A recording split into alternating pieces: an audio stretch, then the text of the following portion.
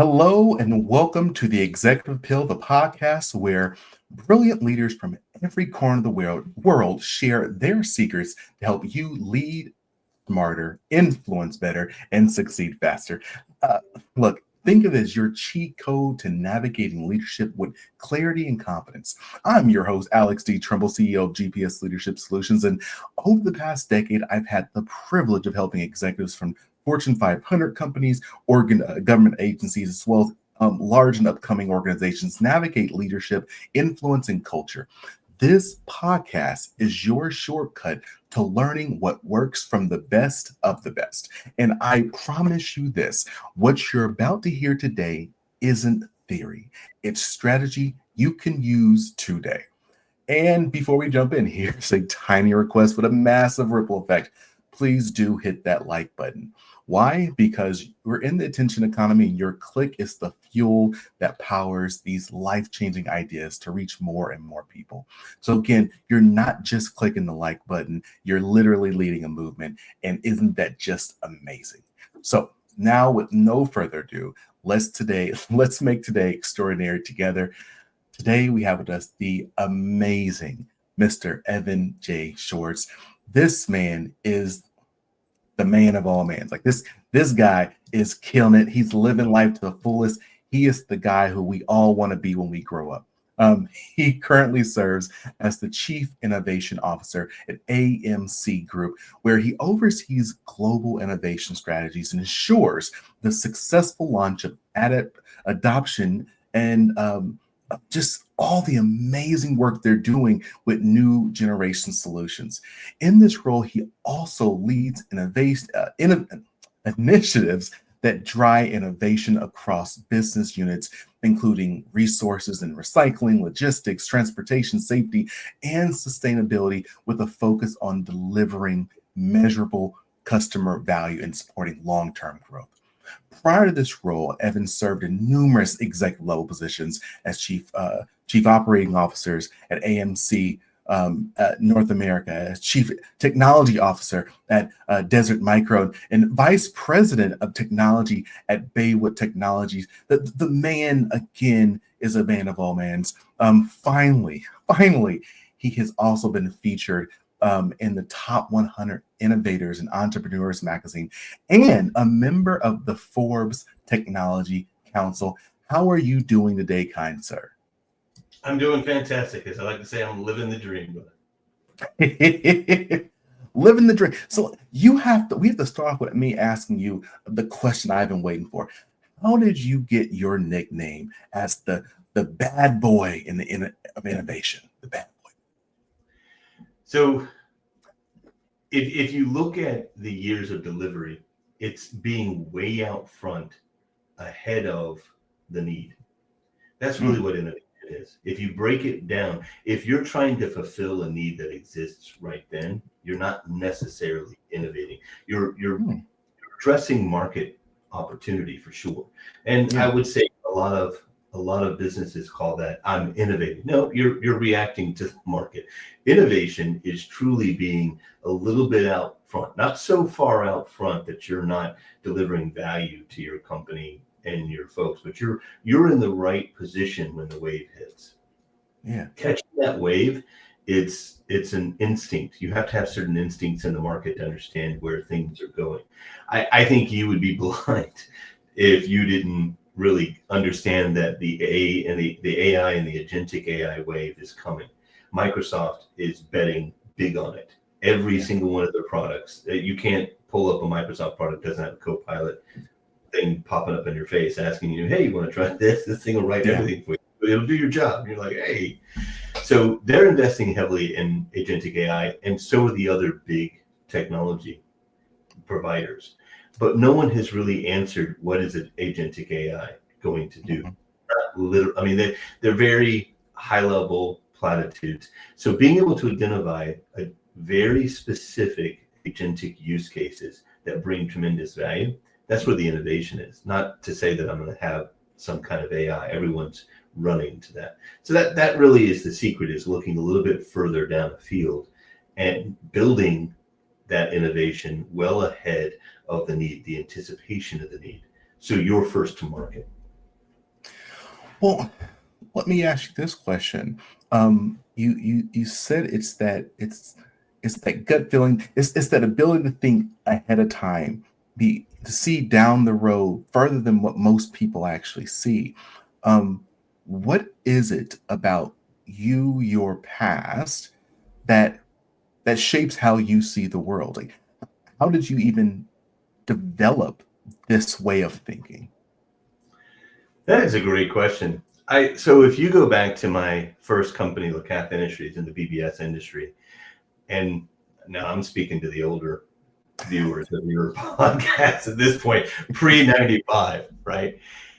It was all ANSI text. You would dial into a bulletin board system, text would slowly render top down the screen, one character drawing across the screen.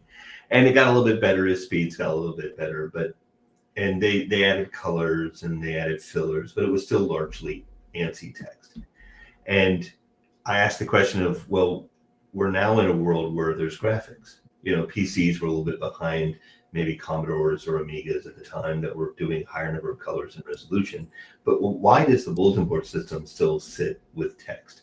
And it was the bandwidth problem. I can't send graphics fast enough over the telephone wire at that point. We didn't have the internet, we didn't have broadband, we didn't have any of that. But that didn't stop me from trying to answer that question. If the receiving side had the graphics, which most games are that way, it's not like someone's sending them to you. You get a disc, you install it, and then you're playing your game. And even if it's back to back, it was over a LAN. We could do the same thing on a bulletin board system. So that's what we built. We built an entire, we called it DDOFX, Digital Dynamic Effects Language, for bulletin board systems that was years. We built that in the 90s. That had animation, it had spline curves, it had frames, it had 3D vector graphics for building platforms and games. You could build the entire BBS program menu system message board on this effects language, and it was released. But the only my terminal program, LI-term, was the only one that could interpret it. Right? We didn't have a concept that rich in the 80s of standards at such novel niche technology, right? If you were dialing into bulletin board systems and leaving messages, trading files, or playing games, there was only 200,000 in the world. No one's trying to build standards around a market that small globally. But the fact that we did it, released it, and owned the market, we had 38 games out there that just about every bulletin board system had at least Battle Grid. And the major BBSs, which we're getting into the commercial aspect, sight unseen would buy all 38 titles just to put content. It was the beginning of the content revolution before it went to the internet. And I can tell you that bicycle ride to the post office box. I grew up at the beach, 3rd Street, there was a post office. And I had gotten a little tiny post office box for the company that I'd written and built with LeCath Industries. And there was 3 little keys in that post office box with big, bulky orange heads on it. And I was too stupid at the time to even know what those were. So I was giving them back to the mail carrier. And he just looked at me sadly and pointed to the big bins and said, they go in there. They'll stay in there. You just open them up and pull the stuff out. So I did that. And there were 3 Santa Claus bags full of orders.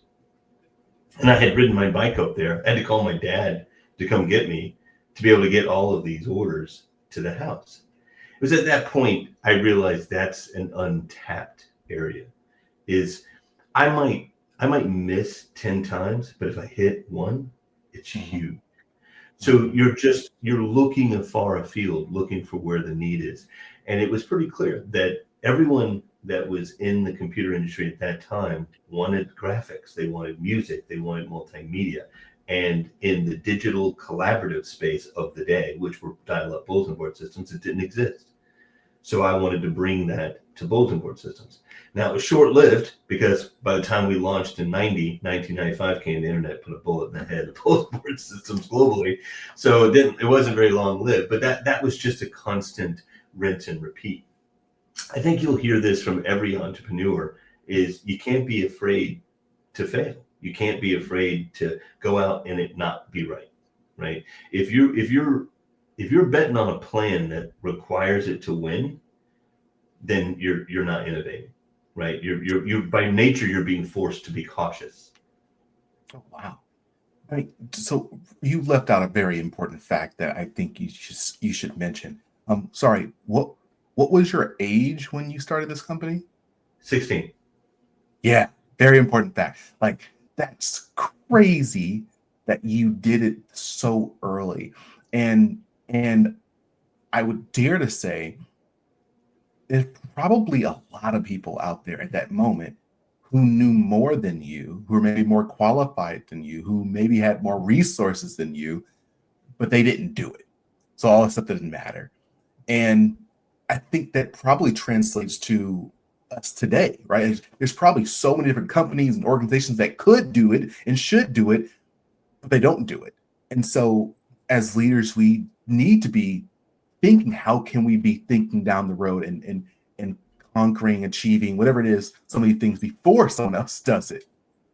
Yeah, but the risk of failure is high in a lot of businesses, right? Mm-hmm. What happens if you invest in this and it doesn't pay off? You make a bet that doesn't work. What happens? Mm-hmm. In most companies, the consequences are dear. So you're not going to make a big bet, right? You take that victory and you move it just 1 inch forward. Where I was just, for personal reasons, I needed to get a day job, so I went to go work for Infinite Energy. At the time, it was a little deregulated natural gas company in Gainesville, and they had been the receivership of the Enron issue, where government had to come in and break it up, and they went from 8,000 customers to 80,000 customers like overnight. I mean, they were busting at the seams, and they didn't have the systems, the software, the solutions to support it. And at Infinite Energy, one of the biggest things I looked across, so I came in the payment posting. I needed to get out of the house, so I needed to do anything. And it was interesting. So I was doing data entry, posting lockbox bags. To the left of me was a gentleman, Joe Quackenbush, who was like he just passed the bar lawyer. To the right of me, I forget his last name, but we called him Agnon, and he was a biomedical engineer. And I was like, this is about the headiest data entry group I've ever seen. And Eddie had worked at a bank, and he's like, this is the worst data entry thing. And they had a closet full of payments that were months behind in posting because the error rate on the screen, the UI was bad. The guy that built it was a genius, right? I'm not going to put his name out on this, but the user experience was awful, right? Yeah. Now, having come from the gaming industry, I'm nothing Mm-hmm. but user experience, right? The tolerances of a gamer is zero. If I push that joystick and that thing doesn't move, your game is no one ever hears of it, right? So it needs to be fun. It needs to be perfect. So after about 3 months of working there, of me complaining about how terrible the software is, the leadership, Darren Cook and Rich Blazer, threw down the gauntlet and said, "Fine, build it. You think you can do better? Do it." I was like, "Oh, great!" And I did. So I sat down and I rebuilt their entire customer service. I built all of their billing engines. But the way that the traditional ERP systems were built back in the day is they were all about best case scenario, building out the systems, getting a result. And then someone had to check that result. And if it was wrong, they had to undo all of that, redo all of that, and post the correction. And I was like, that is ridiculous. If the only thing that's wrong is the tax, just change the tax. Yeah. Make it effective dated and let the computer figure out what the adjustments are. It does all the heavy lifting. You just fix the things that were wrong rather than backing it all out, doing this massive analysis to find out, the tax rate was wrong between these effective periods. So now I've got to put a tax. I've got 10,000 bills. I got to back out, redo. That made no sense to me when I've got a computer that can do that. And so we called it was the beginning of the ADEPT system. And it was natural gas, Infinite Energy, built the whole thing as a smart ERP system that it was all surface data. It was all sort of, I use the term a self-licking ice cream cone. You just put in the things you wanted it to do and it did those things. Yeah. And if there were errors, it would tell you could really do the reporting on where it got the answers. It was fully auditable. So it became very easy and quick to find out, the tax or the rate, I put in the wrong effective period. So put in the right effective period. The second that changed to an effective period, immediately kicked off the ADEPT system to analyze anything that would be affected by that in existence today prompt to you and go, do you want me to back everything off and rebuild it straight, or just put in an adjustment record for the error and move forward? So the person, all they ever had to do was just fix the thing that was wrong, why that was wrong. And it figured out all the bills that needed to be changed and filled it out. Because when you're charging on decatherms and they had a continuous gas customers, these are customers that are doing millions of decatherms of natural gas. They're hedging, they're buying gas at the well gate and all that stuff. So it was a very complex billing system. Plus they had residential out Atlantic Gas and Light. So they had inherited that from Enron. That one system and the way that it worked allowed Infinite Energy to not only catch up on go from 8,000 to 80,000 customers with no net new people, but it also allowed them to grow into deregulated water, deregulated electricity. And that journey went from me literally in the mailroom in a lockbox bag, hand keying into ownership of the company in 18 months. And they went to a $500 million a year company, right? And that's just seeing the innovation opportunities. You mentioned though, so there's a no risk, no reward, right? You mentioned that those big innovation opportunities within larger, more established companies are high risk, right? And there are, that's why some companies, leave the innovating to smaller companies. They just buy them, right? Let them figure it out. If we look into nature, what's the bees, right? Bees are very systematic creatures where everyone has a specific role. Everyone does their thing, except for, I think it's like 20% of the bees, they go off and do random things. Like they go off and go to random places. They don't do the bee dance. They don't listen to the bee dance. And that's what people initially, researchers were like, why would they do this random thing? Like, well, because you need that randomness. Yeah. Right. Like you need that randomness to feed new opportunities into the system. And so you make me think about those organizations that say, yes, innovation can be a huge issue for us. But it could also be an opportunity. So what we're going to do in the front ends, we are going to block off that 20%, and an organization maybe be like, 10%, whatever it is, or 5%. Hey, these resources, if they're lost, whatever, right? But we need to have these resources, these people off the site doing something random, something that could potentially blow up and be amazing, and doing it in a safe space. So that, I think they're called skunk projects, skunk teams, or skunk projects. Like you as an organization, I think that, again, if you have grown, great. If you're still growing, great. But I think you do, once you've established yourself, it is really important to be, like you said, thinking innovative and doing it in a safe way. Yeah, and that needs to be across all aspects of life, Alex, not just at a business level. I mean, you see this problem pop up in schools, right? Yeah. Our school system is, I've seen it so many times. I teach at Jacksonville University in their AI and analytics department in their technical project management for their computer science division. And you will see high performers take almost no risks because they're already perceived as high performers. They have nothing but to lose at this point. So why would I risk it? I'm already at the top, right? So I'm not going to risk anything anymore. That's bad culture, right? That's very bad culture. In our AI models, you hear people complaining about the hallucinations. And I don't want to get too technical here, but if you dig in under the hood, under the LLMs, it's a stochastic nature of the LLMs. It's a randomness. It's built into the way that it learns.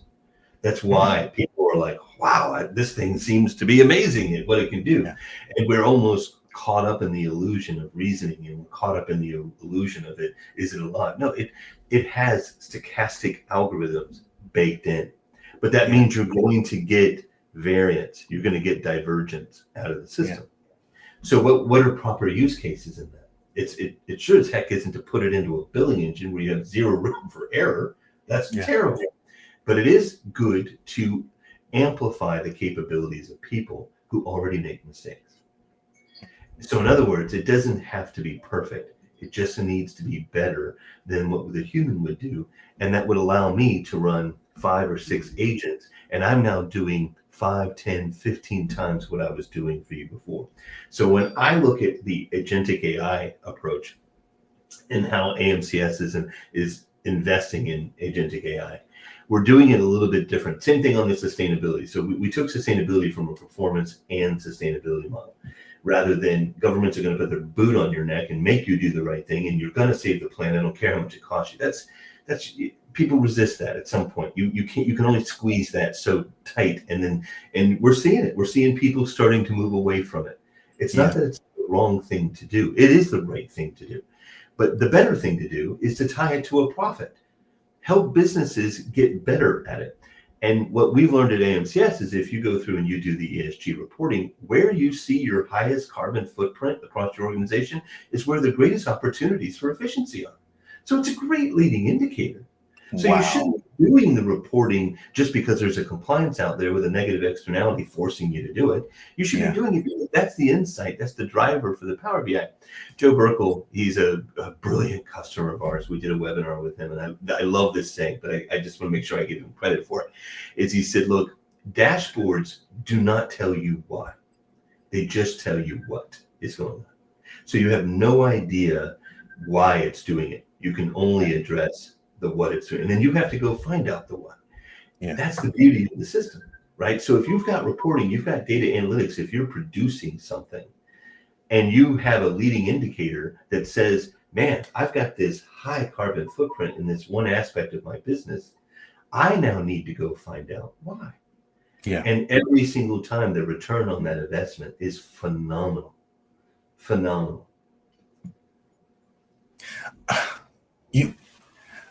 I just want to, this is something that I don't always see in smaller organizations, and I don't want to put anyone out like this, but HR, in the HR arena, smaller organizations, and in certain other arenas, there is a desire to focus in on doing something because it's the right thing to do, and or it feels like it's the right thing to do.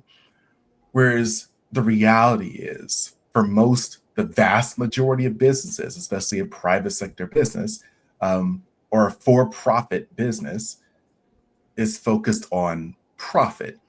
And you can, if you're willing to do the homework, you can make the argument, as you just did, for why you should do something, because it actually does bring a revenue or profit to the organization.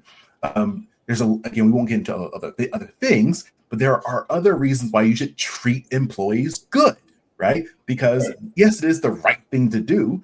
Also, turnover is really expensive, right? Innovation is people don't innovate when they're afraid, or they're not feeling like they're appreciated. Like these things, yes, feel like they're the right thing to do, and for business, they're the right thing to do. And I think you should spend the time to do that homework and make those arguments. That's what it sounds like. Yeah, look, and I guess that gets down to individual business culture, right? And there's all kinds of ways to be successful. And I think the problem with, and you kind of point out maybe in the smaller businesses, it takes almost, I'm going to put that aside for a second. So think about a surgeon. Surgeon's going to cut you open, put your organs on the table, fix whatever's broken, put it back together, sew you back up. And that guy has to have a certain amount of arrogance baked in to cut a human being open, take their organs out, fix whatever it is, put it back in with some kind of confidence that you're going to be fine at the end, right? That's a very specific, almost narcissistic mentality to be able to run out and against 100 people saying, whatever you do, don't cut that guy's stomach open. My God, what are you doing? And you think, no, I'm going to do this. It's going to be fine. They're going to be fine. I got this. I could totally do it. I could do this blindfold. There's just a certain amount of that that's needed. You almost have to have that in most startups. That startup entrepreneur has to have the ability to shed all the naysayers to the left and right and be able to build something from nothing. But then that's why you also see the iterative process that once the company builds to a certain size, it starts to struggle with that leadership. And you need to swap out leadership or abstract leadership. Yeah. I mean, even some of the folks like Elon Musk has people that are running the show. He's now vision board level type stuff because he realizes he's now more destructive because he's innovated at like an 80%, 20% level. So he has to almost guard himself to allow his enterprises to thrive.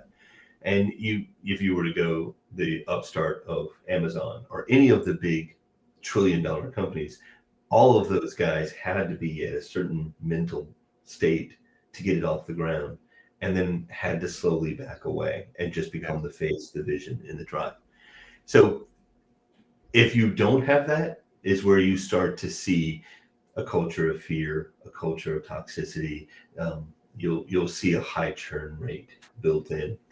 So what we do at AMCS is we really foster innovation. We have the hierarchy because you have to, just from a distributed administration. Yeah. But the reality is, even Jimmy Martin, our CEO Global, his door's open. You can walk in and talk to him any day. He doesn't care. You're providing a valuable service to this company. You're just as important to him as his executive team. Yeah. Right. That's an important culture to foster, because then that allows people to go and present ideas and present structures. And now, he may not admit this, but I think he loves to teach, right? I didn't know that I loved to teach until a good friend of mine, Matt Brisseth at NLP Logics, kind of just tuned me into JU and was like, hey, I need you to cover this class for me. It's kind of how I started. And I went in and I fell in love with it, right?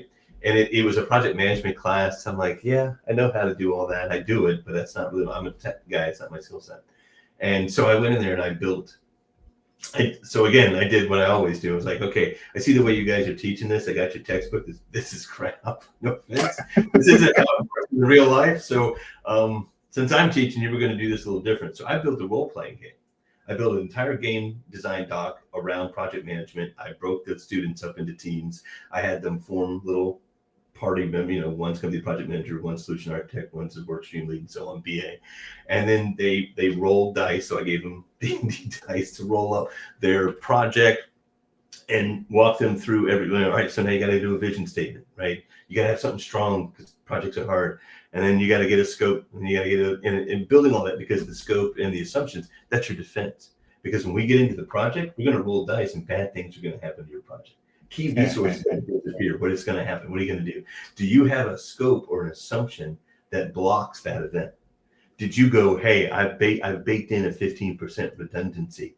I baked in a $5,000, slush fund of over, all of those mechanics that seasoned project managers use, because stuff happens, right? You got to be ready for it. The kids loved it. So I'm now 3 years into this course, and I'm still seeing kids in the hall that are telling me project management principles that there's no way they would remember 3 years later using the classic memorization out of a book. Yeah. Right? And did the same thing on the AI analytics. It's highly technical. It's so loaded with statistics and data analytics. It's if you don't love data and statistics, it's hard to get really excited about LLMs. And half of that class is now going into data analytics. They fell in love with data because no one presented it to them in a way that allowed them to fall in love with it. It was all memorization, rote, and passing tests. And if you don't pass the test, you're not viewed well. If you pass the test, you're viewed well. Don't take risks. That's a terrible, terrible way to educate the next generation. You want them to take risks, right? The whole point around the project management class is there's nothing you can do. I'm going to roll dice, and that random number is going to have something bad happen to your project. So all you can do is cope with it. By the third time, like the first student that actually had an assumption that blocked it, the whole classroom erupted. Right? You think they rolled like a critical or something and killed the big boss. They were like, it didn't affect us. We have this assumption that says right here that exact thing. Right? And they were very excited about it.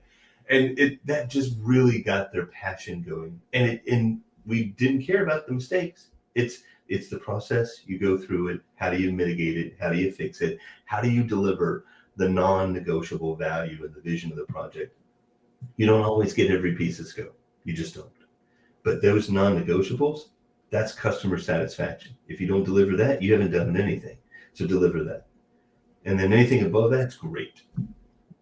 Can I know we're starting to go at time. I want to throw a few not random, but a few questions at you really quickly.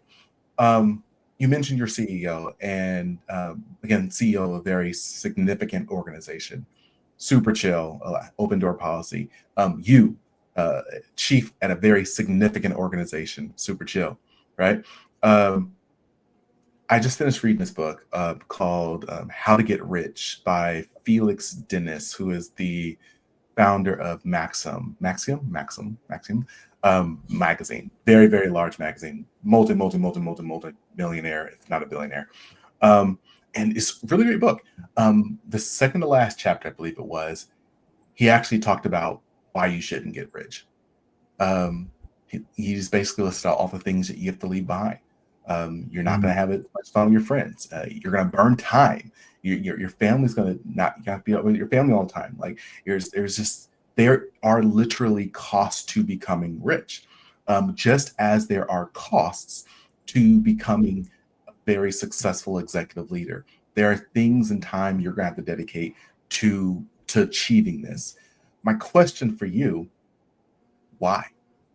I mean, you could have been probably happy just, just hanging out. Like, why was it worth what you had to pay in time and resource, whatever it is, to achieve what you've achieved today and continue to do it?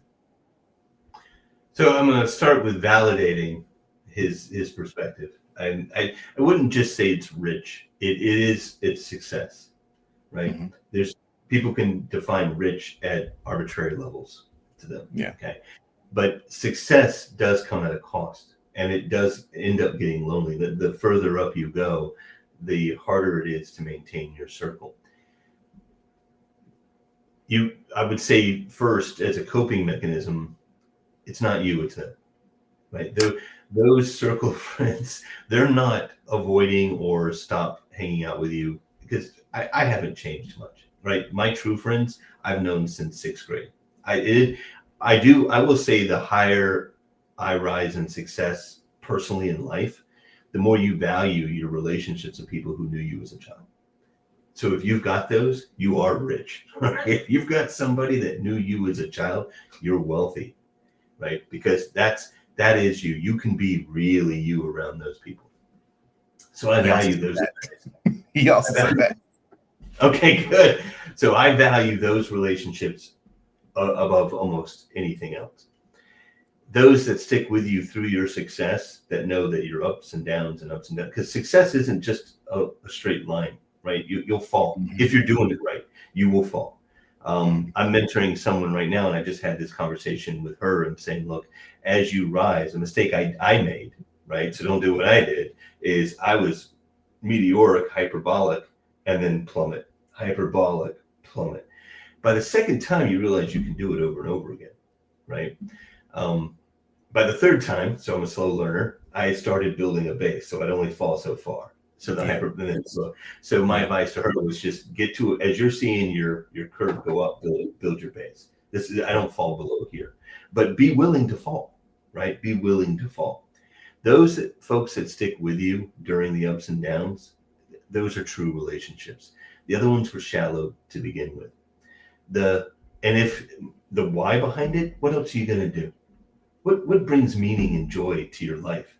Getting out of bed and watching TV for 30 hours. Everyone's like, hey, have you seen this? No, I haven't seen it. I haven't watched regular TV in so long. I have no idea what's on that thing, right? Because it doesn't bring any value or enrichment to me. Producing something, hearing someone that is maybe has read my book and fed something out of it that's changed their life, love that, right? That enriches. So I've brought something of that. Seeing my kids in the hall high five me that they're now on a better track because AI has killed the computer science realm. No one's going into programming anymore. So they've shifted, they found a new passion. Love that, right? It is the servant leadership mentality. You haven't lived until you've lifted someone that is at a lower station above you. And nothing would bring me greater joy than someone that was reporting to me, I'm reporting to them. I would love to make that happen just once. I'm constantly pushing it. Maybe I push him too hard to make that happen. That's a goal. But it's a kind of joy in the world that very few people understand. But it is lonely because it's hard to give that. Like, for instance, you're reading it. Maybe you've experienced some of it, and I'm telling you stuff, and I've experienced all of it. And the guy's spot on, right? He's spot on. I wouldn't equate it to dollars and money at all, because I think people enter into the world at certain levels and they exit the world at different levels of cash. Cash is it's a meaningless, arbitrary number.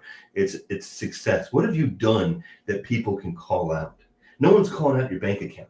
Nobody, right? If you've got thousands of acres, no one's calling out your acreage count. What are you doing with the land that's helping or doing something positive? That's what people call out, right?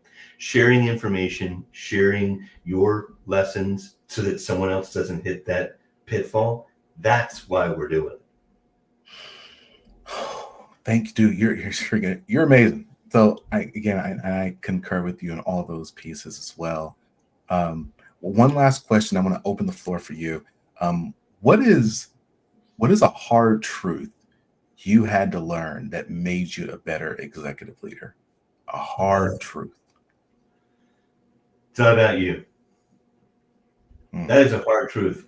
There is a perception, and what's worse is it's the people around you feed in that lie. Oh, you're important. You're the guy. We need you to do this. They feed you that lie, and then when you drink of that poison cup, you're starting to believe it, and you realize that it's not you. It's everyone that you're supporting to get across the line. It's helping someone who doesn't believe in themselves to believe in themselves. Right, I'm in the middle of several of these conversations right now. I don't know when this is going to air, where I'm trying to explain to them that they can do this. Oh, if they would just run at it. And it's the servant leader mentality. I tell everyone that just because on the reporting line they report into me, I work for them. I absolutely work for them. My entire point is to break log jams and allow them to be the most brilliant and brightest they can be to get successful across the line. So. And there was a time when I was young and full of piss and vinegar where I believed the hype. And, that whole pride goeth before a great fall. That was a hard truth, that you're making it happen. You're not. You're clearing the path for the people who do the work. And you had said this earlier, maybe in our pre-call, that the most valuable asset a company has is their people. And sometimes I've seen companies miss that. They focus so much on the product or their service, they overlook their people. Most businesses do business with other people. They don't do business with a product. They may have bought that product because of the people. They trust the people, they like the people, they know the people are going to help them. So, and I forget who exactly coined this, but if you invest in your people, they'll take care of you. If you take care of your people, they'll take care of your customers. Very true statement. Very true statement. Dude, thank you so much for being here today. Thank you so much for sharing your wisdom, your stories. I want to open the floor. Is there anything you want to share with the audience as we begin to wrap up? I would say if you haven't had a chance to take a look at what AMCS Group is doing, I get asked so many times why I put so much into the company, And I was coming back from Houston last night. We were seeing one of our customers in Houston, and it was late. The plane got delayed, of course. So it was like a 2 a.m. return. And there was a kid sitting next to me and his mother and father. And he goes, "What do you do for a living?" So I started going into my usual spiel. He goes, "Is that a job of money or a job of passion?" And I was like, wow, a young kid asked me that question. So, and I had a chance to explain to him. I said, there's very few jobs in this world where my heart pumps, my blood pumps to get out of bed to go to work. Knowing that what we're doing at AMCS is we're literally, out of 170,000 trucks under management, we're reducing the amount of diesel those trucks are burning through digital optimization, through efficiencies in the way the equipment is managed, through efficiencies in the services that they provide. And that's just one aspect of a very broad suite that is the core of every single thing we do. It's very empowering to know that we're changing the hearts and minds around sustainability, not because someone in a government office who wouldn't be able to point to something sustainable agreed with someone else to build a law that forces you to do this, but they're now seeing the true value of looking at why are my inefficiencies directly tied to my carbon output? Why does that correlation even exist? Let's go explore that. And it's a multiplicative effect. One of the things that we do at AMCS is we look at the connective tissue between things. There's a lot of companies that look vertically deep at specific aspects of your business. But not only have we already built all of those pieces across our domains, we look at the connective tissue between the vertical industries, upstream, downstream. And it drives more efficiency on the handoff between systems than just having one narrow point that's efficient. So I would invite your viewers to go take a look at AMCS, look at what we're doing, how we're changing the world. And we have many job opportunities at AMCS. So if you want to get out of bed every morning, passionate about what you're doing, go fill out an application. Awesome sauce. Sounds like that's going to be a job of money and passion. that was cool that kid asked that. Again, thank you so much for joining us today and sharing your story. For everyone who's listening, if you haven't done so already, please do click the like button. Please share this with someone in your network. I know you got something from this episode. I know I got something from this episode. You know where we're going with this. Don't just look back, reach back, bring this to someone else. Don't say they should have heard this. They could have heard this. It would have been great if they had heard this. Make sure you share it with them. And as always, I encourage you to stay strong, stay positive, and definitely stay moving. See ya.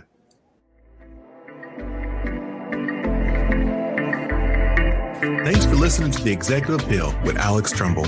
I invite you to follow The Executive Appeal wherever you listen to podcasts. Follow me, your host, Alex Tremble, across all socials or via email for exclusive webinars, courses, and in speaking engagements on continued topics of executive leadership. So until next time, stay strong, stay positive, and definitely stay moving.